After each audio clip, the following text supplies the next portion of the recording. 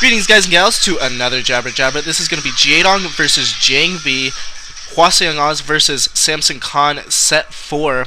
I believe that Hwaseung OZ is up 2-1, but I guess we can see when the bar appears. Anyway, this is going to be on Aztec on the 6th of November, a little bit more of a current game here. And at the top 12 o'clock position, we have the red Zerg, Jaedong, and at the 9 we have the yellow Protoss. I always mess up the colors. Yellow Protoss, Jangbi.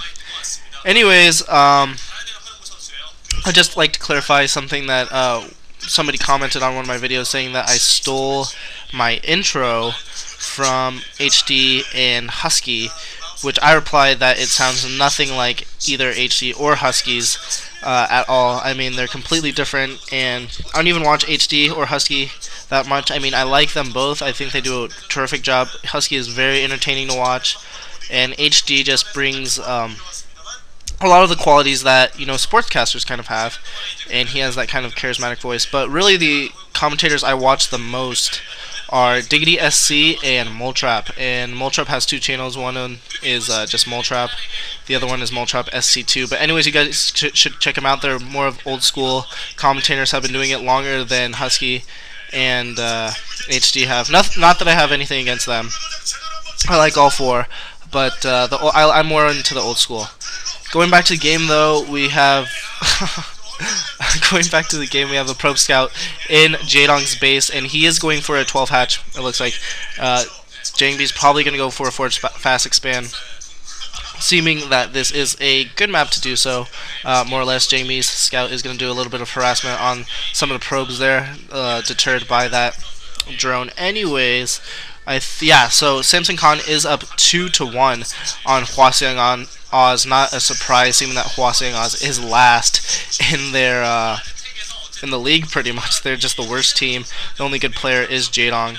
Of course, he did go Nexus first, seeing that Jaedong went 12 hatch, and so those Zerglings aren't going to be out there for a very long time. And wow, that's some pretty good artwork by somebody. Got the Hydralisk, Mutalist, and I didn't see, probably a Zealot or something like that there. That probe is still live in Jaedong's base, so it's going to be able to scout out when those Zerglings do come out, and when he needs to place down those cannons. He did get a gateway first, so has not even built his forge yet. Really going for a you know, kind of an economic advantage type of build, just because those Zerglings aren't even being built yet. The spawning pool is not down. Extractor finally going down, as well as an assimilator for Jangbi.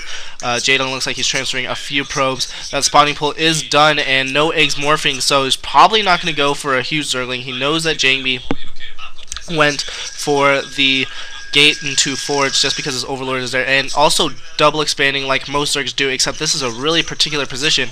I think that Jangbi is a good enough player to you know, notice this, that he has not double expanded in that position. He's going to know that there's a hidden expansion somewhere, just for the amount of units that Jaedong has and the amount of you know, structures, pretty much. And so he's going to know that the extra base is there. And Jangbi, the only thing I remember about Jangbi is when Taza beat Bisu, and Bisu was like the #1 player, and Taza somehow beat him, and Color is just like, you know what, maybe you should take some lessons from Taza, Jangbi, because Jangbi, and he's just ratting on Jangbi for that. Anyway, Cybernetics Core going down at Jangbi's base, and Jaedong looks like he's going for layer tech as well. So he's going to probably go, I'm assuming, for some Mutalist play. Probably not 5 hatch Hydras like Sauron Zerg. So sorry about that, I skipped ahead just a little bit, probably like 10 seconds or so. Stargate going down for Jangbi, but that was just because something weird happened and the video cut out, so I had to cut out of the video. Anyways, Zergling's going out for Jaedong, and Jangbi's probably, Jangbi's in a little bit of trouble here, just because these Zerglings are all coming down in his base. He's only got 1 cannon. He's gonna have to defend, gonna have to put a Zealot and a probe there to block. That probe is not gonna be enough, though. I think he needs a little bit more units. He does have 2 Zealots out now, but there's just so many Zerglings about ready to impend on Jangbi's base. Jangbi knows that this is coming, though, I believe, I'm not entirely sure, I don't know if his probe has seen this, but there's just a ton of Zerglings coming in on his base, and he's going to be able to get through this, I believe. This probe is not going to be enough, and there he goes! One of the Zerglings gets through, and the probe is going to have to move. The probe is getting attacked from everywhere. All these Zerglings get in the base. There's about 5 Zerglings in the base. They're going to be able to run by it, but that cannon doing a ton of damage, and only actually 2 Zerglings getting in to Jangbi's base, so not as bad as I thought it was going to be. Jangbi did a really nice job of microing that probe, but one of those probes gets picked off. 2 Zerglings are not quite as terrible as like the 5 that I thought were going to get in his base. Zealot picking off another Zergling and Pro picking off the other one, so not too much damage going on from there. He is this Cybernetics core was spinning, so I'm not sure if that was a fake, if he started that just when he knew that the Zerglings were going to get in his base, or if he actually is getting Dragoon range. Or he could be going for Air Weapons 1, which is what a lot of players do, simply because of the Corsair, and that's what the commentator, I believe, was just, you know, clicking on the things for, to show the correlation between the two, and Air Weapons 1 and Corsairs and whatnot. Evo Chamber going down for Jaedong. I'm pretty sure that Jangbi has scouted this bottom base here, and looks like Hydralisk Den, so probably Lurker play, not probably Mass Hydras is what I'm going to expect here, just because he doesn't have the amount of hatcheries. Trying to push in here again, except it's not going to work. I mean, now there's 2 Zealots right at that front. One of those Overlords gets picked off, and we do see another hatchery at that bottom base there, so he is at 4 hatcheries, I believe. Now we have Scourge out. Obviously the Spire's up, and the Gateway and Citadel of Dune morphing in for Jangbi. Jangbi's probably going to go for Zealot legs, possibly for DTs, like the Bisu build a little bit. But what I'm assuming is just Zealot legs, just because a lot of players, a lot of Protosses actually aren't going for so many DTs against Zerg. I think it's just really hard. They don't have the multitasking or something, not quite. And this Corsair might get picked off. It's being followed by the Scourge. The Scourge are deterred away by these cannons. Nice micro by Jangbi. Looks like we have a robotics support and a Templar Archives going up for Jangbi as well. So we're probably going to see some High Templar and Reaver play, is what I'm assuming. Maybe some Reaver drops and Storm drops is what I'm assuming is going to go on. These Scourge are going to be scouting the base of Jangbi, just seeing exactly what's going on here. They're probably going to scout the Robo and that Templar Archives is what I'm expecting. It looks like 4 or 5 Zealots moving out for Jangbi, but he is going to have to pull back, and this could be really bad if he gets surrounded. He doesn't want to get surrounded. These Zerglings are going to be dancing around these Zealots, just making them micro pretty much, keeping Jangbi on his toes, and Jae Dong is so good at that. Jae Dong is just so good at multitasking that he's able to do that, and 5 Corsairs actually. He's amassed a force of 5 Corsairs. He's going to be able to do a lot of damage actually. He's going to be able to deter away a lot of Scourge and also just pick off Overlords. Looks like we have Hydralisk coming in for Jaedong as well. Cannon morphing in at the front there, and now that Robo and Templar Archives are done, he's morphing another cannon in because I think he's a little bit afraid of, oh man, not so good micro there, losing Corsair. But I think that Jangbi is a little bit afraid of a big push here, a big timing push. Maybe he is going to go for some mass Hydras or something like that, because there are a lot of Hydras on the field actually. DT now out for Jangbi, so he is going to go for DTs. Sarah DT is a pretty good build against Zerg. It's really hard to master just because in StarCraft 1, Overlords have True Sight, unlike StarCraft 2 where only Overseers have True Sight. These Scourge might get picked off. No, they're going to back away. And this Corsair might get picked off. Not close enough, I don't think. They're going to chase it. He's going to be able to get back to the base, though. And no problem. But Pylon Wall going out from the front there, those Corsairs able to deter away those Scourge. And DT's going into Jaedong's base. There's a ton of Overlords. He does have Overlord speed upgraded as well.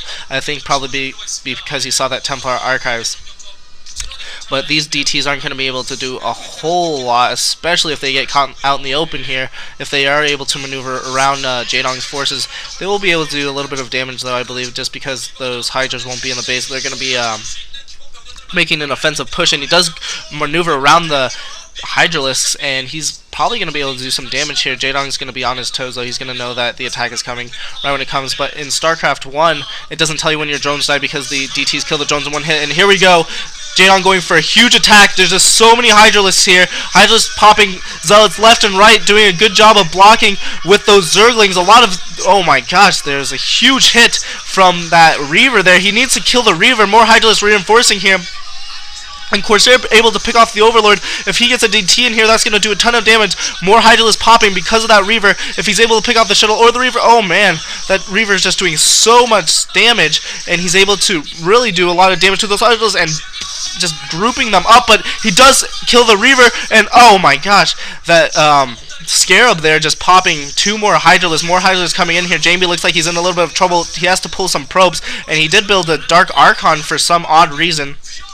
Jaedong is going to have to fall back for a little bit, but he has more Hydralisk streaming in here. Don't know what is that Dark Archon for? I don't know. Dark Archons really aren't for good for much, really, especially now with multi-base play. They were a little bit more popular back in the day when players used to go for one-base play. Desperately trying to get up more cannons, but he's going to have to pull his probes yet again. He has another Reaver out. That Reaver is going to do a ton of damage, and 4 Hydralisks popping just because of that Reaver. They're really going to have to pick off that of the Shuttle. The Shuttle gets picked off. He's going to have to fall back, though. This Reaver is going to play a huge role. If he's able to fall back, he does kill 3 more with the Scarab, and 4 more with the Scarab, doing Gosu Micro here with his Reaver, just able to deter, and oh my gosh, Jangbi is doing amazing with this Reaver. This Reaver has 13 kills, 14 kills, but the Reaver gets picked off here. Probes fighting Hydralisk. That's not a good combo. These Hydralisks are going to be able to kill all of these probes, and Jangbi knows that he's in a ton of trouble. He's not going to be able to reinforce. I don't think he has another Reaver building. He's going to be able to kill the robotics facility, and no more Reavers means that he is pretty much done. Jangbi is pretty much done here. He doesn't even have a gate. I don't even think he has a gate in his base. Not entirely sure, though. These Corsairs are doing a lot of damage, and GG coming from Jangbi. So Jaedong just huge Hydralisk push there, doing a really nice job, but Jangbi with some really good Reaver Micro, not quite enough, and a great game from Jaedong and Jangbi. Jaedong obviously coming out ahead. GG, guys.